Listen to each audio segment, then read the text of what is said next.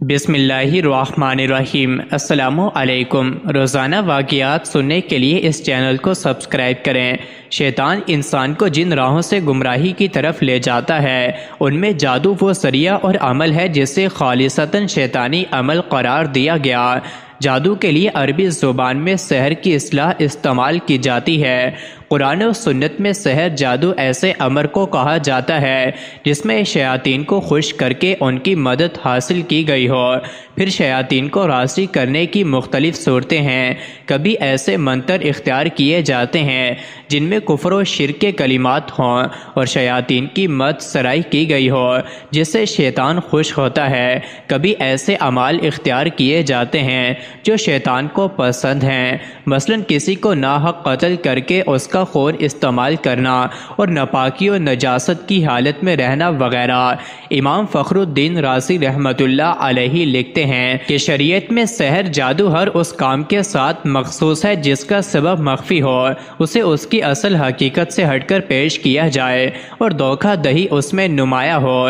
غرض سحر جادوگر اور شیطان کے درمیان ہونے والے ایک معاہدے کا نام ہے جس کی بنا پر جادوگر کچھ حرام اور شرکیہ امور کا ارتکاب کرتا ہے اور شیطان اس کے بدلے جادوگر کی مدد کرتا اور اس کے مطالبات پورے کرتا ہے۔ رسول اللہ صلی اللہ علیہ وآلہ وسلم پر یہودیوں کا سحر کرنا اور اس کی وجہ سے آپ صلی اللہ علیہ وسلم پر بعض آثار کا ظاہر ہونا اور بذریعہ وہی اس جادو کا پتہ لگنا اور اس کا ازالہ کرنا احادیث صحیحہ سے ثابت ہے۔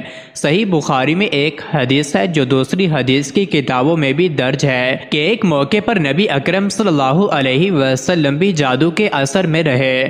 حضرت زید بن ارقم رضی اللہ عنہ سے روایت ہے کہ ایک یہودی نے نبی اکرم صلی اللہ علیہ وسلم پر جادو کیا۔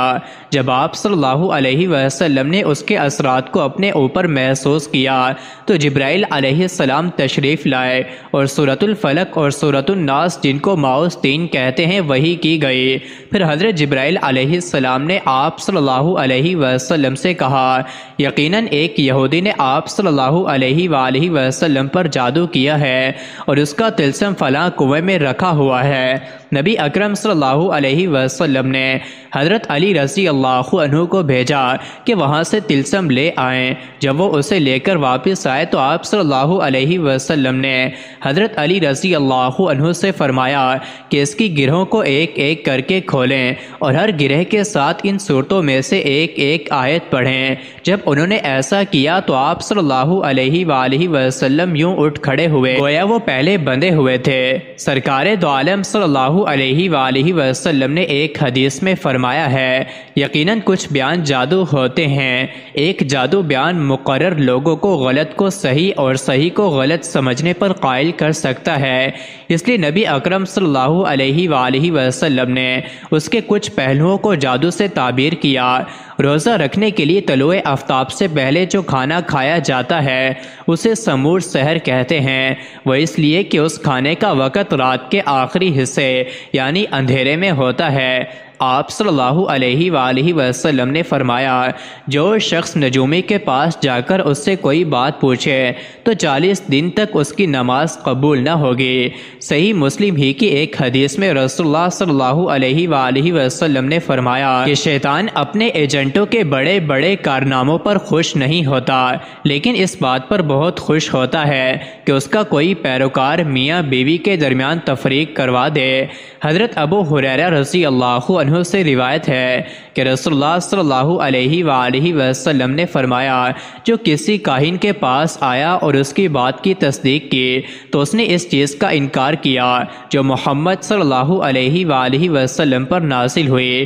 اسلام میں جادو سیکھنا اور جادو کرنا دونوں کو کفر قرار دیا گیا ہے، اس لیے جو کوئی بھی جادو کرتا ہو اس کے لیے شریعت میں بہت سخت سزا رکھی گئی ہے۔ اگر کوئی جادو پر عمل کرتا ہوا پکڑا جائے اور وہ توبہ نہ کرے اور جادو کرنا نہ چھوڑے تو اس کی سزا موت ہے۔ اس قانون کی بنیاد اللہ کے رسول صلی اللہ علیہ وسلم کی یہ حدیث ہے جس کے راوی حضرت جنبت ابن کعب رضی اللہ عنہ ہیں۔ نبی اکرم صلی اللہ علیہ وآلہ وسلم نے فرمایا جادوگر کے لیے مقرر کردہ سزا یہ ہے کہ کہ اسے تلوار سے قتل کر دیا جائے۔ اس قانون پر خلفائے راشدین نے سختی سے عمل کیا۔ مزید ایسی ہی ویڈیوز کے لیے چینل کو ضرور سبسکرائب کریں۔